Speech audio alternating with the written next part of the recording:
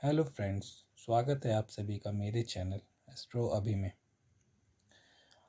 आज मैं बताने जा रहा हूँ कि मेरी बुध महादशा कैसे गई। बुध वृषभ लगन की कुंडली में योग कारक ग्रह की भूमिका निभाता है। तो बुध मेरी कुंडली में 1999 में महादशा लेकर आया, जो 2016 तक चली। क्या क्या घटित हुआ ये देखते हैं।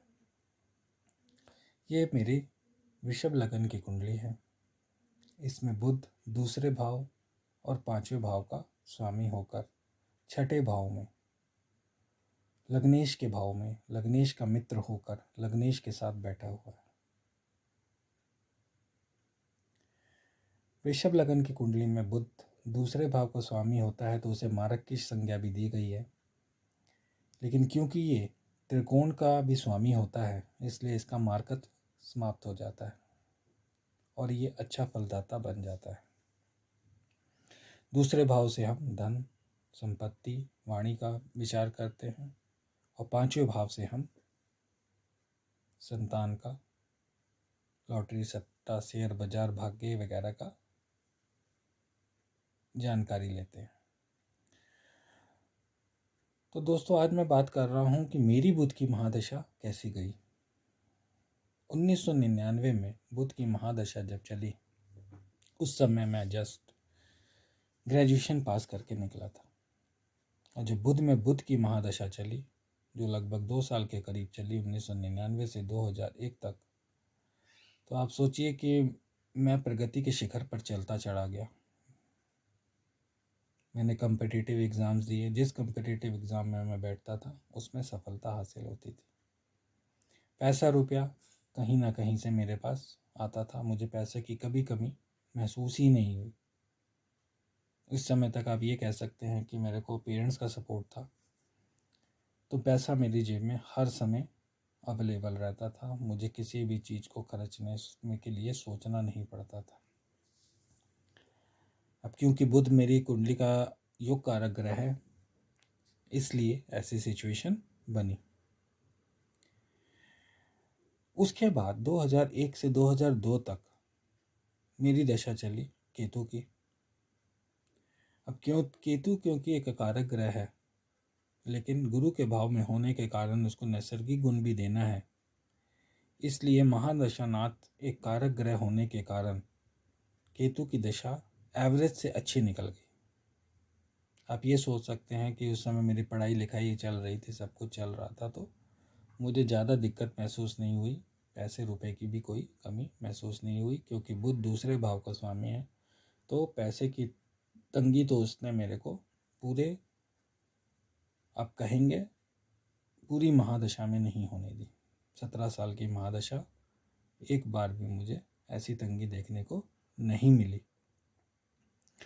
उसके बाद इस महादशा का सबसे गोल्डन पीरियड की दशा आती है शुक्र की, 2003 से 2005 के बीच में। इस अंतरदशा में जो महादशानाथ और अंतरदशानाथ, ये दोनों के दोनों योग कारक हो गए। शुक्रदेव मेरी कुंडली के लग्नेश, मेरी कुंडली के मालिक, और बुध एक योग कारक ग्रह, और कुंडली में दोनों की युति भी है। तो आप ये सोच सकते हैं कि इस समय मैंने कमाना शुरू किया, और ये 2 साल की दशा थी, अंतरदशा। आप ये कह सकते हैं इसमें मैंने पूरा लग्जरी भोगी, बहुत पैसा कमाया, खूब ऐशो आराम की, लोगों को गिफ्ट्स बांटे, अपने ऊपर खर्चा, अपने परिवार के ऊपर खर्चा, माँ बाप के ऊपर खर्चा, सबके ऊपर खर्चा। मतलब कि आप इस समय मेरे घर में 2 नौकर थे। छठे भाव में बुध शुक्र होता है, शुक्र है कि होने के कारण मेरे घर में दो दो डॉगी इस ड्यूरेशन में पले। जानवरों से प्रेम बढ़ा, पैसे रुपए की कोई किल्लत महसूस नहीं हुई।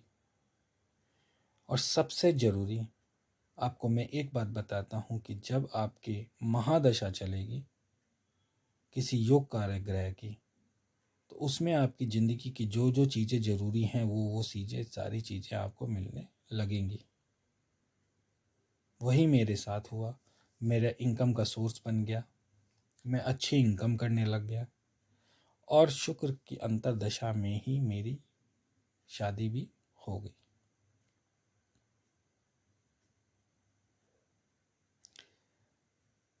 तो ये था कि एक योग कारक ग्रह की महादशा में जब एक योग कारक ग्रह की अंतर्दशा आएगी तो आपका समय बहुत बढ़िया जाएगा। अब इसी में 6 महीने के करीब प्रत्यांतर दशा आई थी गुरुदेव की। वो मैं आपको छोटा सा एग्जांपल दे रहा हूँ कि गुरुदेव की प्रत्यांतर दशा आई थी। तो उस पूरी बुध महादशा में जो शक्र की अंतर्दशा थी, उसमें वो 6 महीने थोड़े डिस्टर्ब रहे कि मेरी जो इनकम थी उससे ज़्यादा मेरा खर्च बढ़ गया था। लेकिन उसके बाद फिर सब चीज़ स्मूथ हो गई। शुक्र के बाद आपको पता ही है कि बुध में सूर्य की दशा चलती है। सूर्य मेरी कुंडली में तुला राशि नीच का है, लेकिन शुक्र साथ बैठे हुए हैं, इसलिए नीच भंग राजयोग बनता है। तो सूर्य की दशा में भी मेरा समय अच्छा गया, कमाई होती रही, इनकम होती रही, घर गृहस्थी अच्छी चलती रही, सब चीज़ अच्छी चलती रही। उसके बाद मंगल की दशा आई, चंद्र की दशा आई, चंद्र की दशा भी स्मूथ गई, कोई दिक्कत महसूस नहीं आई। मंगल की दशा भी स्मूथ गई, कोई दिक्कत महसूस नहीं आई। लेकिन ये था कि इसमें थोड़ा पैसे का फ्लो कम हो गया। चंद्र और मंगल में पैसे का फ्लो थोड़ा थोड़ा कम हो गया, इनकम कम हो गई मेरी। इसके बाद दशा आई राहुदेव की। अब जब राहुदेव की दशा आई तो आप ये देखिए कि राहु जो है वो 5वें भाव में, यानी बुध की दशा में ही बैठे हैं, यानी बुध के घर में ही बैठे हैं, और बुध की महादशा चल रही है। दैट मीन्स राहु बुध के घर में बैठे हैं तो बुध समान फल देंगे। तो राहु भी एक योग कारक ग्रह मेरी कुंडली में हो गए। अभी जब राहु योग कारक हो गए और बुध योग कारक हो गए तो इन्होंने भी वैसा ही फल दिया जैसा बुध के साथ शुक्र ने दिया था, यानी मेरे को विभिन्न स्रोतों से पैसे की प्राप्ति हुई, मेरी इनकम भी हुई, और मेरे विभिन्न स्रोतों से, जैसे मेरे वाइफ के घर से कुछ पैसे मिले, कुछ मेरे खानदानी ज़मीन वगैरह से पैसे मिले, कुछ मतलब कि विभिन्न सोर्सों से मेरे पास पैसे आते रहे। इस 2-2.5 साल की दशा थी इसके अंदर। और इसी दौरान मैंने हमारे घर में गाड़ी हमने ली। ये सब चीज़ें इस दशा के अंदर शुभ शुभ जो कहेंगे हम, दशा चली, पैसा रुपया भी आया, घर में गाड़ी भी खरीदी, नौकर चाकर भी थे, मतलब कि ऐशो आराम सारा हम लोगों ने बोला। समाज में मान सम्मान भी बढ़ रहा था, इज्जत भी बढ़ रही थी, सब कुछ हो रहा था। अब राहु देव के बाद आई बारी गुरु की, यानी महादशा में फिर अंतरदशा जो आई वो आई अकारक ग्रह की। गुरु वृषभ लगन के लिए अकारक ग्रह बाधक ग्रह की श्रेणी में आता है। अचानक से मेरी इनकम बंद हो गई, मेरा दिमाग डाइवर्ट हो गया, मैंने अपने काम को बंद ही कर दिया। जो मैं काम कर रहा था मैंने वो काम ही बंद कर दिया कि नहीं, मेरे को अपना करियर किसी दूसरे फील्ड में ले जाना है, और मैं उस तरफ लग गया। यानी गुरु के आते ही क्या हुआ, मेरी इनकम शून्य।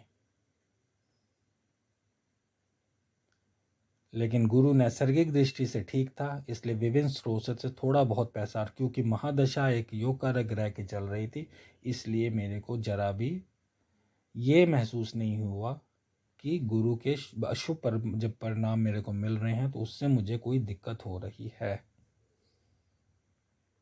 क्योंकि महादशानाथ योग कारक थे। तो जो रिजल्ट था 100 में 50% मेरे को, जो गुरु ने मेरे को 100% जो हानि देनी थी वो हानि घटकर 50% के करीब हो गई। गुरु की दशा जैसे तैसे गई।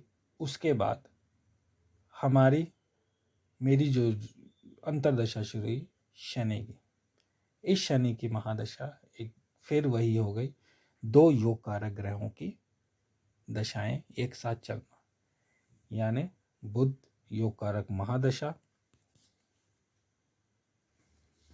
और शनि योग कारक दशा अंतर्दशा। तो जब 2 योग कारक ग्रहों की दशा चली तो इसमें फिर मेरी ज़िंदगी के रही सही चीज़ें पूरी होने लग गई। इसमें मेरे घर में कंस्ट्रक्शन हुई, मतलब कि शुभ शुभ होना, और सबसे ज़रूरी मेरा घर में मेरा बच्चा होना। मेरे को पुत्र रत्न की प्राप्ति हुई। जो कहते हैं कि राहु 5वें भाव में पुत्र संतान भाव में बैठा हुआ था, हालांकि योग कारक है, तो पुत्र प्राप्ति में दिक्कत देता है। तो उसी वजह से मेरे को लगभग 7-8 साल संतान के लिए वेट करना पड़ा, और हमें शनि की अंतर्दशा में पुत्र की प्राप्ति हुई। हमने एक और गाड़ी खरीदी, लग्जरी चीज़ें खरीदी, क्योंकि शनि मेरी कुंडली में सुख भाव में बैठा हुआ है। तो सुख भाव का स्वामी को तो हम सुख भाव के लिए देखते हैं, साथ में शनि क्योंकि सुख भाव में बैठा है, तो शनि जिस भाव में बैठता है उस भाव की वृद्धि करता है, ये भी हमें पता है।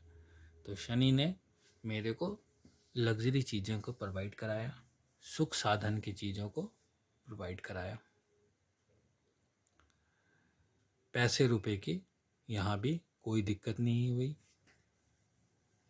विभिन्न स्रोतों से यहाँ भी पैसा आता रहा, थोड़ा बहुत इनकम भी हुई।